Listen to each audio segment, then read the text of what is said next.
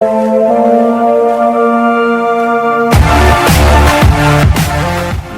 To mechanical वाला classes. आज हम एनालिसिस करेंगे रेक्टेंगुलर फिन की। बट बिफोर डैट हमें पहले पता होना चाहिए फिन्स को लाने का कंसेप्ट क्या है, फिन्स हम यूज़ क्यों कर रहे हैं, फिन्स का पर्पस क्या है। ओके, तो first we should have clear what is the purpose of fin. Okay, what is the purpose of fin. My dear friends, आपको पता है Newton's law of cooling. Newton's law of cooling क्या है? H a is equal to q is equal to h a into temperature difference. ये पढ़ा है हम लोगों ने, वेयर टी डब्ल्यू is the temperature of surface and t infinity is the temperature of surrounding fluid and H is the heat transfer coefficient, A is the exposed area. Okay, suppose ये मैंने कोई प्लेट कंसिडर कर ली, इसके ऊपर ambient fluid है जिसका मैंने heat transfer coefficient H मान लिया और टेम्परेचर T इन्फिनिटी, प्लेट का टेम्परेचर TW है। ओके, ये मैंने ये सरफेस पे रखी हुई है। ओके, ये प्लेट, इसका एक्सपोज्ड एरिया A हो गया। ओके माय डियर फ्रेंड्स, अगर मुझे इस प्लेट का हीट ट्रांसफर इंक्रीज करना है, obviously here TW is greater than T infinity. इस प्लेट का मुझे हीट ट्रांसफर इंक्रीज करना है तो मैं कैसे इंक्रीज कर सकता हूं? मैं कैसे इंक्रीज करूंगा? मेरे पास दो ऑप्शंस है, या तो मैं हीट ट्रांसफर कोफिशिएंट को इंक्रीज कर दूं या मैं एक्सपोज्ड एरिया को इंक्रीज कर दूं। टेम्परेचर्स को मैं चेंज कर नहीं सकता, ठीक है। प्लेट का टेम्परेचर गिवन है और एम्बिएंट का टेम्परेचर आप चेंज कर सकते नहीं हो, आपके कंट्रोल में नहीं है। तो हीट ट्रांसफर कोफिशिएंट को मैं कैसे इंक्रीज कर सकता हूं? हीट ट्रांसफर कोफिशिएंट को इंक्रीज करने के लिए मैं फ्री कन्विक्शन से फोर्स कन्विक्शन ले आऊं, मैंने फैन लगा दिया, वेलोसिटी दे दी स्टिल एयर को, मेरा हीट ट्रांसफर कोफिशिएंट इंक्रीज कर गया। ओके, बट मैं ये कंसेप्ट सब जगह नहीं ला सकता प्रैक्टिकल एप्लीकेशंस में कि हर चीज के साथ मैं फैन एसोसिएट करूं।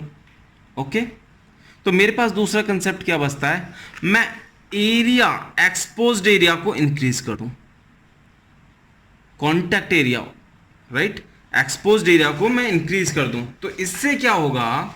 मेरा रेट ऑफ हीट ट्रांसफर बढ़ जाएगा। कैसे? By increasing effective area. Effective area से क्या मतलब है यहाँ पर? Exposed area. ओके, इस तरह से मैं अपना हीट ट्रांसफर बढ़ा सकता हूँ, रेट ऑफ हीट ट्रांसफर को इन्हांस कर सकता हूँ। ओके, ये कंसेप्ट है हमारा फिन लाने का। फिन क्या है? फिन जस्ट एक एक्सटेंडेड सरफेस है। Okay, just an extended surface. Suppose मुझे ये कोई वॉल दे रखी है, ठीक है, ये वॉल है, इस वॉल से मुझे हीट ट्रांसफर बढ़ाना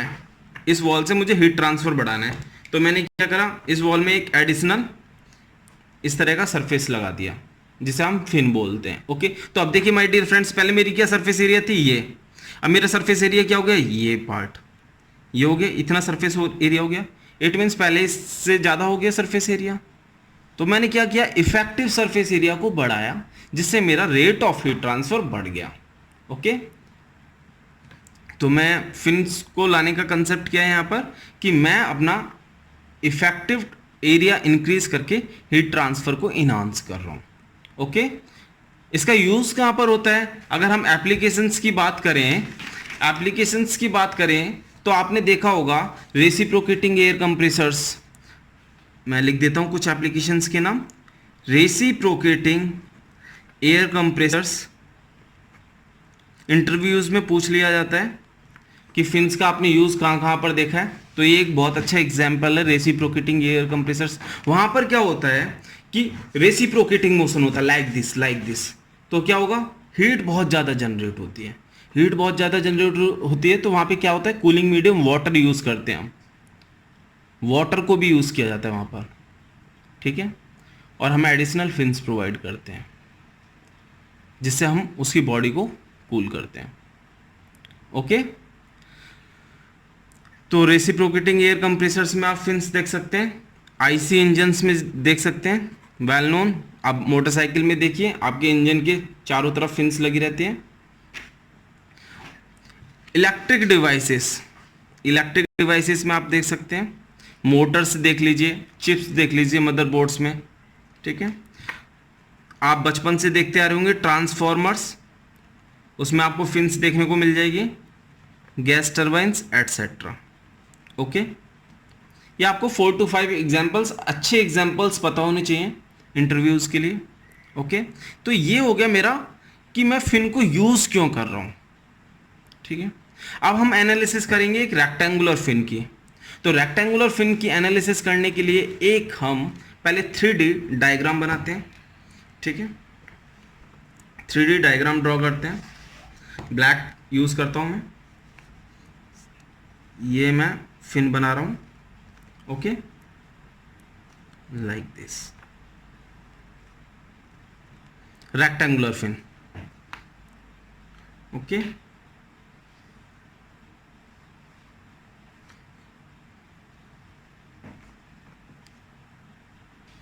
ये मैंने फिन को ड्रॉ किया। ओके, ये आपकी वॉल सरफेस हो गई, वॉल सरफेस या बेस सरफेस आप कंसिडर कर लीजिए, ठीक है। ये आपकी वॉल है, इसमें मैंने एक फिन को लगाया, रेक्टेंगुलर क्रॉस सेक्शन है जिसकी विथ मैंने जेड कंसिडर कर ली, थिकनेस इसकी टी, स्मॉल टी। ओके, ये मेरा क्या हो गया, capital A cross sectional area. Area में कंफ्यूज नहीं होना है, ये क्रॉस सेक्शनल एरिया हो गया। ओके, लेंथ ऑफ फिन कितनी है, एल।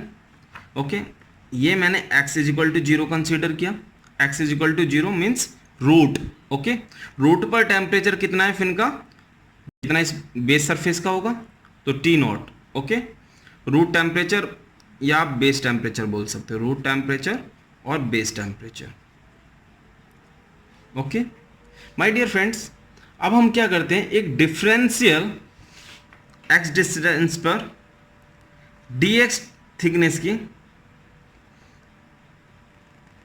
ds थिकनेस का हमने एक एलिमेंट ले लिया फॉर बेटर एनालिसिस। ये बहुत कम थिकनेस का होगा, बट मैं बेटर विजुअलाइजेशन के लिए इसे थोड़ा थिक दिखा रहा हूं। ओके, dx, ओके, dx, इसका मैंने सरफेस एरिया, इसका सरफेस एरिया मैंने dA लिया, dA सरफेस एरिया है। ओके, हीट ट्रांसफर कोफिशिएंट क्या होगा, इसके ऊपर एम्बिएंट का h होगा, ठीक है। एम्बिएंट टेम्परेचर मैंने T इन्फिनिटी ले लिया, और इससे जो हीट ट्रांसफर हो रही है by convection, that is dQ। Okay, very clear.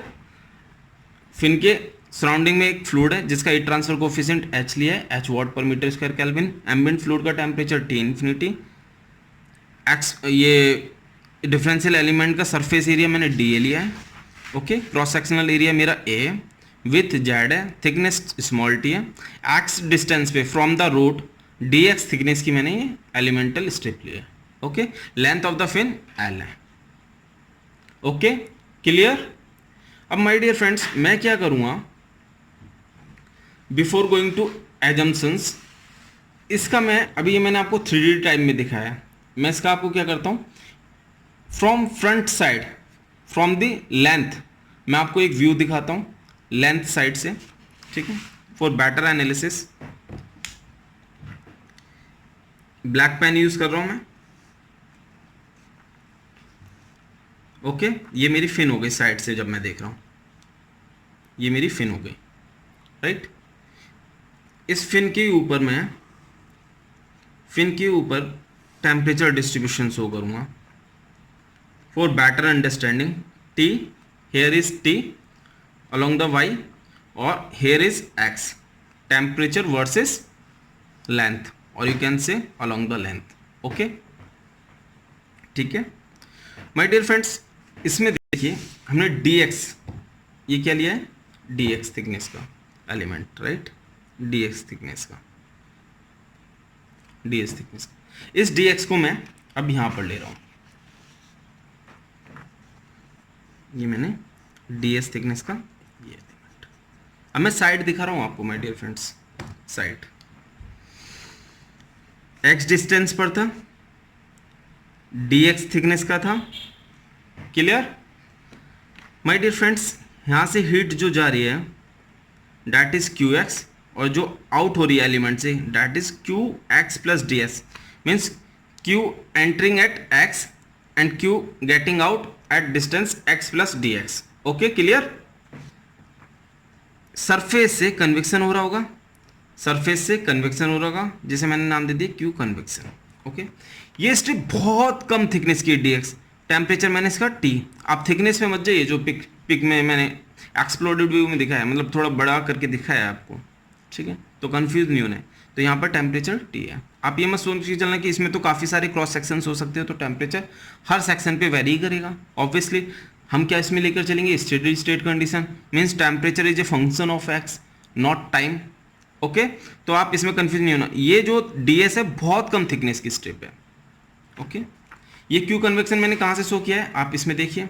Q convection कहाँ से, इस सरफेस से जो जा रहा है, इस सरफेस से चारों ओर से जो जा रहा है, ठीक है, वो सरफेस एरिया से क्यू कन्वेक्शन मैंने शो किया है। Okay my dear friends, temperature distribution along the length of the fin मैं बाद में शो करूँगा जब मैं एनालिसिस को कर लूँगा, ठीक है। यहाँ पे बेस टेम्परेचर टी नॉट है, क्लियर। अब माय डियर फ्रेंड्स, इस क्वेश्चन में हम कुछ एजम्पशंस लेंगे, इस एनालिसिस में हम कुछ एजम्पशंस लेंगे।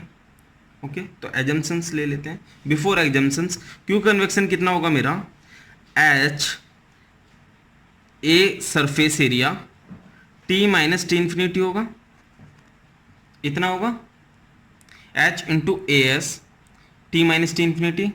बट हमने यहाँ पे कितना सरफेस एरिया कंसिडर किया था, डैट इज डी ए, तो एच इंटू डी आप मानिए, ठीक है। एस को आप रिमूव कर दीजिए। Okay, clear. अब हम कुछ एजम्पशंस ले लेते हैं, एजम्पशंस देख लेते हैं, वेरी इंपॉर्टेंट एजम्पशंस ले लेते हैं कुछ।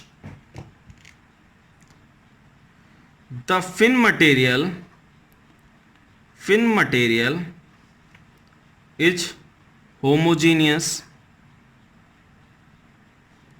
and isotropic.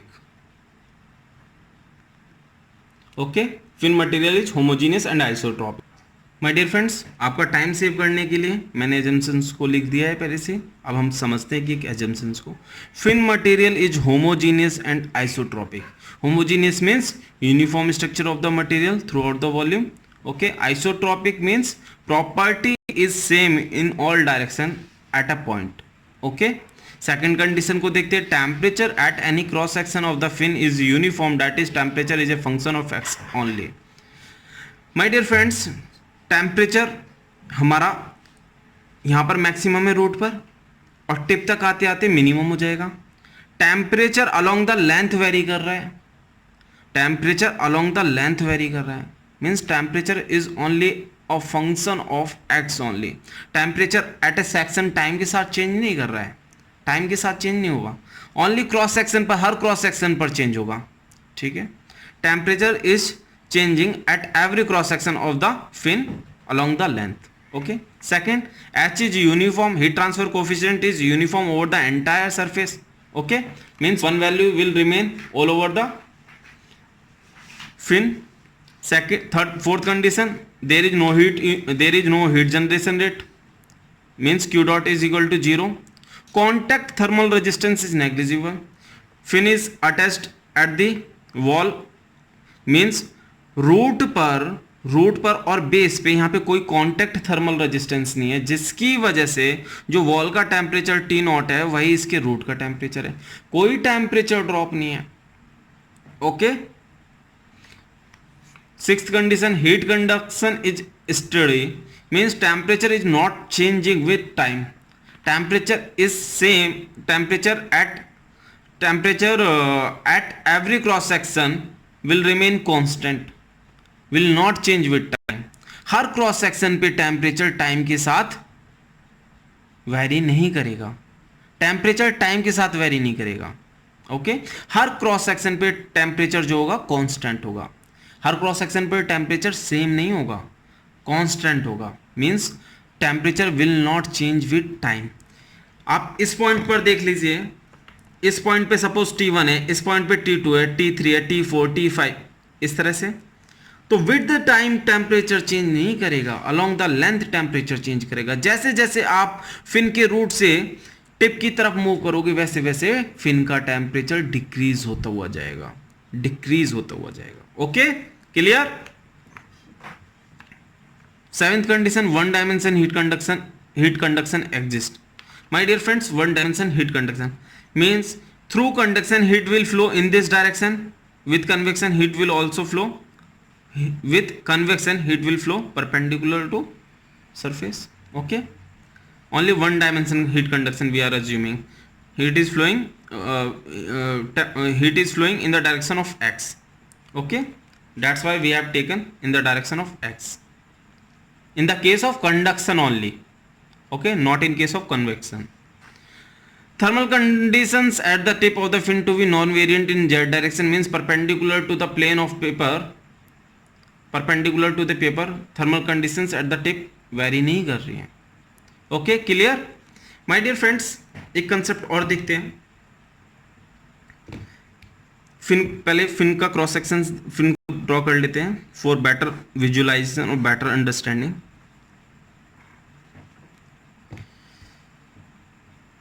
देखिए, ये मेरा रूट है, ये मैं रूट को डॉट डॉट से डिनोट कर देता. ये मेरा रूट हो गया. हीट इसमें से जितनी फ्लो करेगी that will be the heat flow rate from the fin. ये वो क्या होगा, ये heat conduction at root. Okay, this is heat conduction at root. जो इस रूट से हीट फ्लो करेगी through conduction that will be the total heat flow rate through the fin. अब माय डियर फ्रेंड्स, आप देखिए, जैसे जैसे ये हीट आगे फ्लो करेगी साइमल्टेनियसली क्या होगा, हीट कन्वेक्शन के थ्रू भी बाहर निकलेगी. राइट, मींस कंडक्शन और कन्वेक्शन साइमल्टेनियसली होगा. कंडक्शन और कन्वेक्शन साइमल्टेनियसली होगा. लाइक दिस कंप्लीट फिन में होगा, पूरी फिन में होगा. ठीक है, इस तरह से कन्वेक्शन भी हो रहा है, कंडक्शन भी हो रहा है साइमल्टेनियसली. रूट पर केवल कंडक्शन हुआ, means total heat flow rate from the fin is equal to the heat getting conducted at the root of the fin. Okay, clear. Energy balance equation लिख लेते हैं. एनर्जी बैलेंस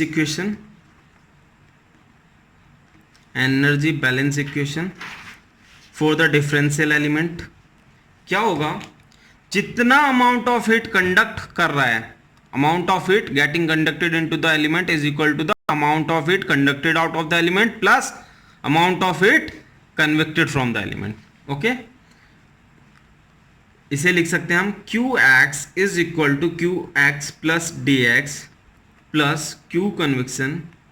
अगर कोई semester exams के लिए देख रहा है इस वीडियो को तो प्लीज़ जो मैं स्टेटमेंट्स बोल रहा हूँ आपको वो स्टेटमेंट्स भी लिखने, मीन्स आपको इसका मीनिंग भी लिखना है. ये क्या है, heat conducted into the element is equal to heat conducted out of the element plus heat convected from the element. Okay, clear.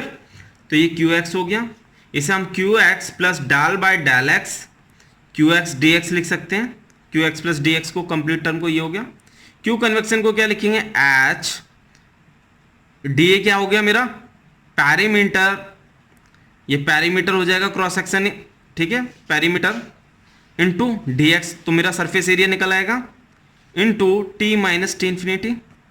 Temperature of the differential element minus temperature of the ambient. Right. अब my dear friends, Qx से Qx cancel. I got del by del X. Qx को मैं क्या लिख सकता हूं, minus K D T by del T by del X, T by del X D X plus H P D X T minus T infinity is equal to 0. My dear friend, ये मैंने कहां से लिखा, ये फूरियर्स law of heat conduction से लिखा. Clear. इस question में हमने स्टडी स्टेट माना है, तो ये हो जाएगा मेरा D by D X minus K A D T by D X. D X को मैं कॉमन ले रहा हूं, ये भी डी एक्स कॉमन निकल जाएगा, ये भी डी एक्स, तो ये क्या चला जाएगा, 0 by D X will be equal to 0 plus H P T minus T infinity. Clear. Thermal conductivity is constant if K is constant. My dear friends, very clear. ये एरिया कौन सा है? ये एरिया क्रॉस सेक्शनल एरिया है, not surface area. आप देख सकते हैं जो हीट यहाँ पर कंडक्ट हो रही है, ये रूट एरिया हो गया मेरा, ठीक है। और रूट एरिया किसके बराबर होगा? क्रॉस सेक्शनल एरिया के बराबर। जो रूट पर एरिया है that is cross sectional area. Okay, thermal conductivity is constant, area constant हो गई होगा, तो मैं के ए को बाहर ले सकता हूँ, माइनस के बाहर आ गया मेरा, ये हुआ D two T by D X square plus H P T minus T infinity is equal to zero. इसे मैं इस तरह से लिख सकता हूँ, D two T upon D X square minus K A से कंप्लीट लेफ्ट हैंड साइड को डिवाइड कर देता हूँ। I will get this equation T minus T infinity, right. ये मिल गया मुझे। मैं टी माइनस टी इन्फिनिटी को डिफाइन करता हूँ थीटा से। ओके माय डियर फ्रेंड्स, आप देख सकते हैं टेम्परेचर यहां पर क्या है? टेम्परेचर यहां पर फंक्शन ऑफ एक्स है, means temperature along the length of fin very कर रहा है। और आप देख भी सकते हैं यहां पर मैंने एजम्पशन भी लिया, temperature is a function of X. ये कैपिटल टी है, sorry, very sorry, this is capital T. Okay, तो temperature is a function of X, तो ये थीटा क्या होगा? मेरा फंक्शन ऑफ एक्स। क्लियर? दोनों साइड में डिफ्रेंशिएट कर देता हूं। I will get D T by D X is equal to D theta by D X, D two T upon D X square is equal to D two theta upon D X square. Clear? इसको मैं यहां put on कर देता हूं। What will I get? D two theta upon D X square minus H P upon K A into theta. Clear? इस term को H P upon K को मैं एम स्क्वायर लूं, एच पी अपॉन के, तो ये क्या आ जाएगा मेरा? M is equal to under root H P by के, जिसे हम क्या बोलते हैं? Slope of heat transfer line. Heat transfer line, इस पर भी बेस्ड प्रॉब्लम आ जाती है, वेरी इंपॉर्टेंट। इसकी यूनिट क्या होती है? Metre to the power -1। Okay, तो ये आपको याद रखना है। अब मैं इसे m is equal to under root H P by K इसमें पुट ऑन कर रहा हूँ, तो ये क्या हो जाएगा? ये टर्म मेरी हो जाएगी एम स्क्वायर। क्लियर? ये हो गया मेरा D two theta upon D X square minus M square theta is equal to zero. Theta मैं कॉमन ले लेता हूँ, तो इसे मैं D square minus M square theta इस तरह से लिख सकता हूँ। आपने मैथमेटिक्स में पढ़ा होगा। क्लियर? इसमें एच क्या था मेरा? हीट ट्रांसफर कोफिशिएंट, पी क्या है? पेरीमीटर, के क्या है? Thermal conductivity. Very important point is a क्या है यहाँ पर मेरा? Cross sectional area. ये आपको क्लियर होना चाहिए, this is cross sectional area, इसमें कंफ्यूज नहीं होना है। क्रॉस सेक्शनल एरिया और रूट एरिया और बेस एरिया, वेरी इंपॉर्टेंट, इसे ध्यान रखना है, इसमें कंफ्यूज नहीं होना है। ओके, तो हमें क्या मिल गया? ये D two minus D two minus M square D square minus M square theta is equal to zero. Objective में कभी कभी ये इक्वेशंस भी पूछ लेते हैं पीएसयू एग्जाम्स में। ओके, इस तरह से आपको रेक्टेंगुलर फिन के ये स्टेटमेंट्स दे रखे होंगे, D two minus M square theta is equal to 1 और Q D square minus M cube type दे रखा होगा, आपको चूज करना होगा एक ऑप्शन। ओके, तो इसमें कोई मिस्टेक नहीं होनी है। तो ये हमें एक इक्वेशन मिल गई, तो इसका जनरल सॉल्यूशन क्या होगा? General solution of this equation क्या होगा? Theta is equal to c1 E to the power minus M X plus c2 E to the power M x.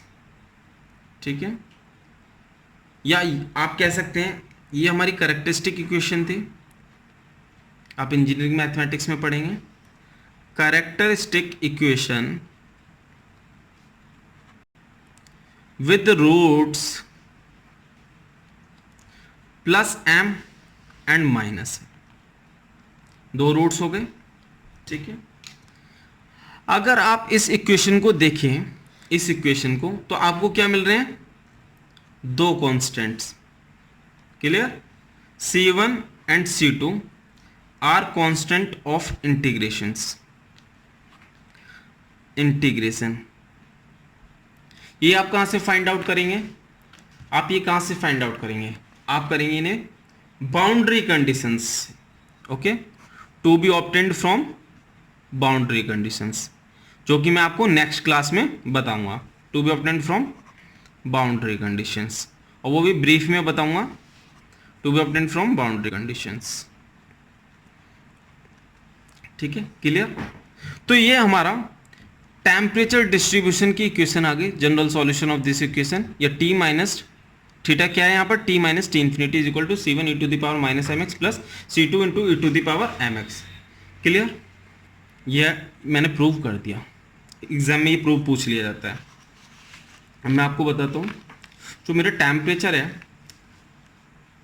ये तो क्लियर हो गया इस इक्वेशन से कि एक्सपोनेंशियल वेरी करेगा, एक्सपोनेंशियल। क्लियर? अब इस इक्वेशन को, इस टेम्परेचर को देख लेते हैं। टेम्परेचर जो होगा, देखिए इस फिगर में ये रूट है, मीन्स रूट मैं इसे कंसीडर कर रहा हूं। ठीक है, यहां पे रूट है। टेम्परेचर मैक्सिमम कहां पर होगा? रूट पर मैक्सिमम होगा। और मिनिमम टेम्परेचर कहां पर होगा? टिप पर। तो मैं इसे कनेक्ट करता हूं एक्सपोनेंशियली। ठीक है, एक्सपोनेंशियली टेम्परेचर डिक्रीज कर रहा है। आप देख सकते हैं हर पॉइंट पे टेम्परेचर ग्रेडियंट डिक्रीज करती जा रही है। देखिए, हर पॉइंट पे टेम्परेचर ग्रेडियंट डिक्रीज करती हुई जा रही है। ठीक है, मीन्स आप देख सकते हैं ये वाला एरिया जो है, ये वाला जो एंगल है, ये एंगल डिक्रीज करता जा रहा है, ये थीटा एंगल डिक्रीज करता जा रहा है। क्लियर? यहां पर मेरा मैक्सिमम टेम्परेचर क्या होगा? T naught. ओके, अगर मुझे T नॉट को रिप्रेजेंट करना हो इस पर, तो मैं इस तरह से दिखाऊंगा, दिस इज T नॉट। और जो ये मिनिमम टेम्परेचर हुआ टिप पर फिन का, ये कितना होगा minimum temperature? That will be equal to ambient temperature T infinity. तो ये रिमेनिंग टेम्परेचर मेरा कितना हुआ? T not minus T infinity. Clear? T not minus T infinity. ये जो डिफरेंशियल एलिमेंट लिया था, इसे मैं ऊपर एक्सटेंड कर देता हूं for better clarity, for better clarity.